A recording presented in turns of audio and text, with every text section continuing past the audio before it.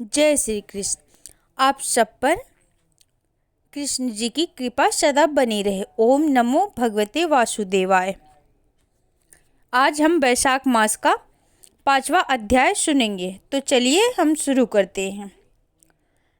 मिथिलापति ने पूछा, ब्रह्मा जब वैशाख मास के धर्म अतिशय सुलभ पूर्ण राशि प्रदान करने वाला भगवान विष्णु के लिए प्रीतिकारक चारों पुरुषार्थों को तत्काल सिद्धि कराने वाला सनातन और देवोक्त है, तब संसार में उनकी प्रसिद्धि कैसे नहीं हुई।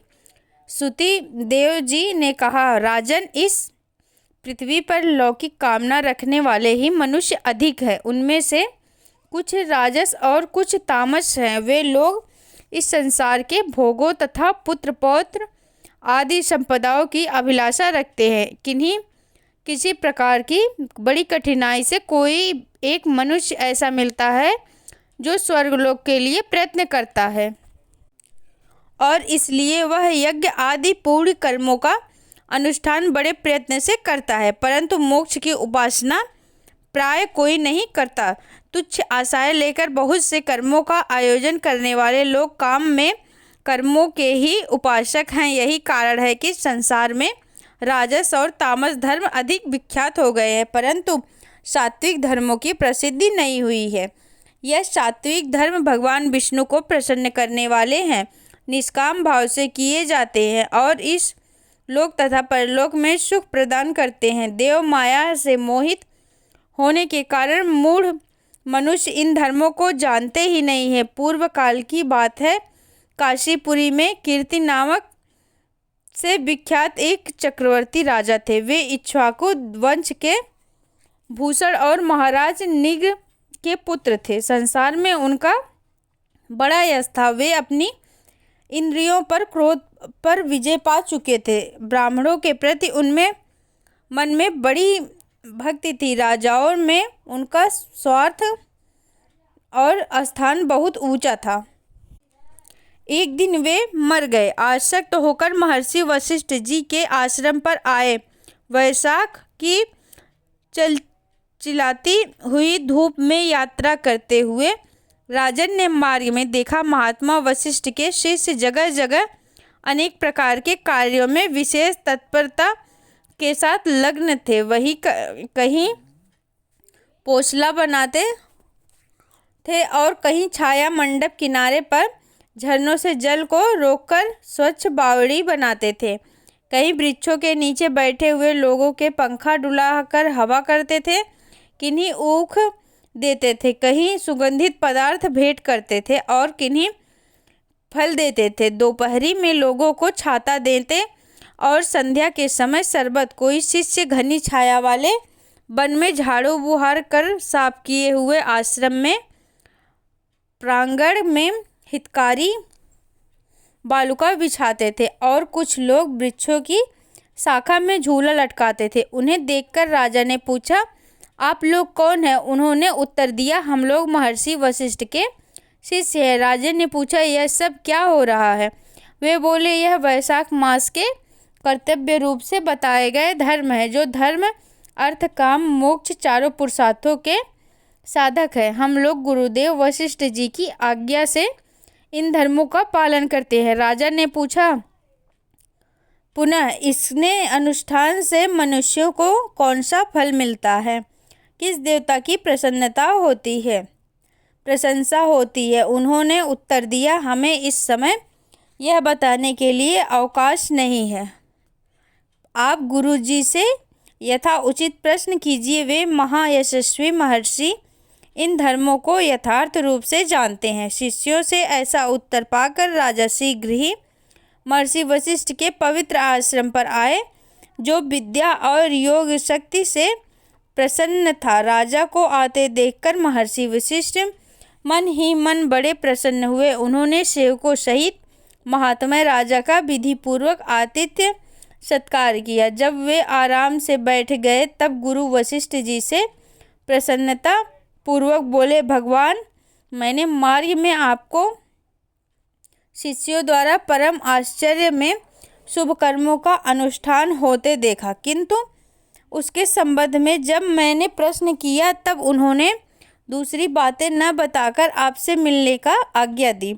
उनकी आज्ञा के अनुसार मैं इस समय आपके समीप आया हूँ। मेरे मन में उन धर्मों को सुनने की इच्छा है, अतः आप मुझे उनका वर्णन करें। तब महायशस्वी वशिष्ठ जी ने प्रसन्नता पूर्वक कहा, राजन, तुम्हारी बुद्धि को उत्तम शिक्षा मिली, अतः उसने यह उत्तम निश्चय किया है, भगवान विष्णु की कथा के श्रवण और भगवत धर्मों के अनुष्ठान में तुम्हारी बुद्धि की अतिरिक्त प्रवृत्ति हुई है। यह तुम्हारे किसी पुण्य का फल है।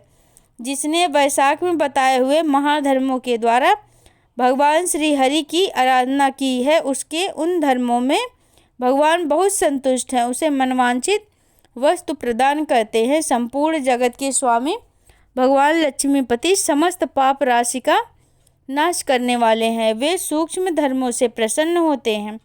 केवल परिश्रम और धन से नहीं, भगवान विष्णु भक्ति से पूजित होने पर अभीष्ट वस्तु प्रदान करते हैं। इसलिए सदा भगवान विष्णु की भक्ति करनी चाहिए। जगदीश्वर श्री हरि जब से भी पूजा करने पर ऐसे कलेश का नाश करते हैं और शीघ्र प्रसन्न होते हैं। वैशाख मास में बताए हुए धर्म थोड़े से परिश्रम द्वारा साध्य होने पर भी भगवान विष्णु के लिए प्रतिकारक है। वे शुभ होने के कारण अधिक व्यय से सिद्ध होने वाले बड़े बड़े यज्ञ आदि कर्मों का भी तिरस्कार करने वाले। अतः भोपाल, तुम भी वैशाख मास में बताए हुए धर्मों का पालन करो। तुम्हारे राज्य में निवास करने वाले अन्य सब लोगों से भी उन कल्याणकारी धर्मों का पालन कराओ। इस प्रकार से वैशाख धर्म के पालन की आवश्यकता को शास्त्रों और युक्ति से भलीभांति सिद्ध करके वशिष्ठ जी ने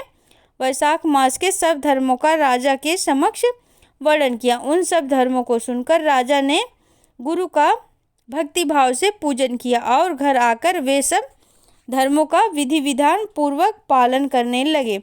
देवाधिदेव भगवान विष्णु में भक्ति रखते हुए राजा कीर्तिमान देवेश्वर पद नाम से अतिरिक्त और किसी देवता को नहीं देखते थे। उन्होंने हाथी की पीठ पर नगाड़ा रखकर सिपाहियों से अपने राज्य में डंके की चोट पर यह घोषणा करा दी कि मेरे राज्य में जो 8 वर्ष से अधिक आयु वाला मनुष्य है, उसकी आयु जब तक 80 वर्ष की ना हो जाए तब तक मेष राशि में सूर्य के स्थित होने पर यदि वह प्रातःकाल स्नान नहीं करेगा तो मेरे द्वारा दंडनीय, वध्य तथा राज्य से निकाल देने योग्य समझा जाएगा। यह मेरा निश्चित आदेश है। पिता, पुत्र, पत्नी तथा सुरहद जो कोई भी वैशाख धर्म का पालन नहीं करेगा, वह चोर की भांति दंड का पात्र समझा जाएगा। प्रातःकाल शुभ जल में स्नान करके श्रेष्ठ ब्राह्मणों को दान करना चाहिए। तुम सब लोग अपनी शक्ति के अनुसार हौसला और दान आदि धर्मों का उच्चारण करो। राजा कीर्तिमान ने प्रत्येक ग्राम में धर्म का उपदेश करने वाले एक एक ब्राह्मण को बसाया। 5-5 गांव एक एक से ऐसे अधिकारी की नियुक्ति की जो धर्म का त्याग करने वाले लोगों को दंड दे सके। उस अधिकारी की सेवा में 10-10 घुड़सवार रहते थे। इस प्रकार चक्रवर्ती नरेश के शासन से सर्वत्र और सब देशों में यह धर्म का पौधा प्रारंभ हुआ और आगे चलकर खूब बढ़ने लगा, वृक्ष के रूप में परिणित हो गया। उस राजा के राज्य में जो लोग मर जाते थे वे भगवान विष्णु के धाम जाते थे। वहाँ के मनुष्यों को विष्णुलोक की प्राप्ति निश्चित थी।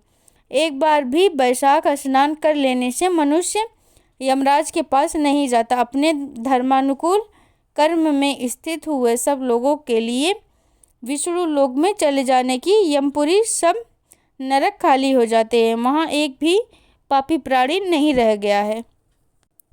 वैशाख मास के प्रभाव से यमपुरी के मार्ग की यात्रा ही बंद हो गई है। सब मनुष्य दिव्य आकृति धारण करके भगवान के धाम में जाने लगे। देवताओं के जो लोग हैं वे सब भी शून्य हो गए। स्वर्ग और नरक दोनों के शून्य हो जाने पर एक दिन नारद जी ने धर्मराज के पास जाकर कहा, धर्मराज, आपके इस नरक में अब पहले जैसा कोलाहल नहीं सुनाई पड़ता। पहले की भांति पाप कर्मों का लेखा जोखा भी नहीं लिखा जा रहा है।